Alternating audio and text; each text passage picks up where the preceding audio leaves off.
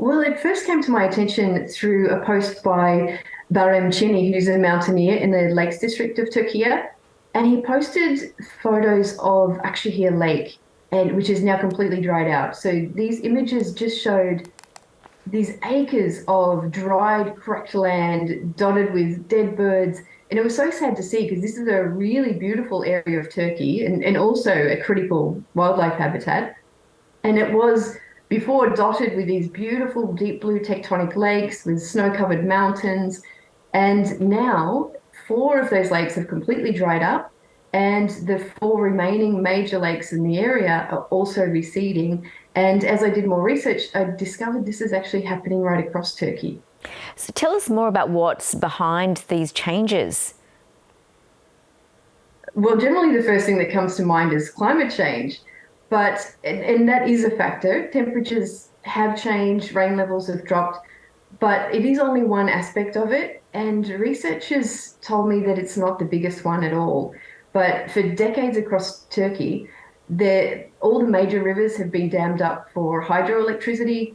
Other areas of wetlands and lakes have been drained on purpose for development and also for farming land, which has been happening across the globe as well.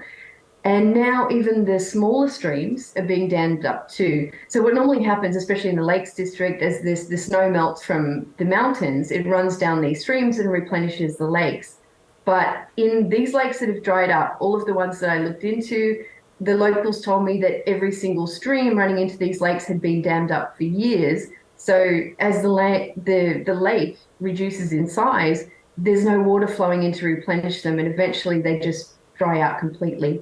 So while climate change is a major problem, even worldwide, it's actually often used as the scapegoat to avoid dealing with these local causes.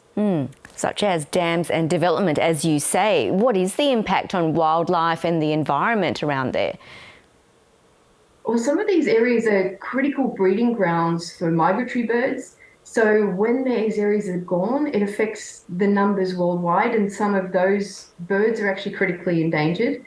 But then you have the local species. And in Türkiye, they have endemic plants, insects, animals, and especially fish as well. So when the lakes dry up, that's a global extinction.